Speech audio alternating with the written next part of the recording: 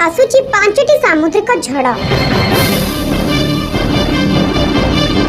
तेबे आश्वस्तिकर कथा एही सामुद्रिक झड़ बंगोपसागर नुहे आटलांटिक महासागर सृष्टि होईछि।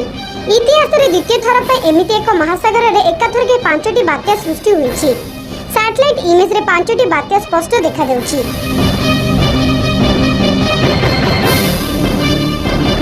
एही बात्या गुडी को नामकरण करा जायछि।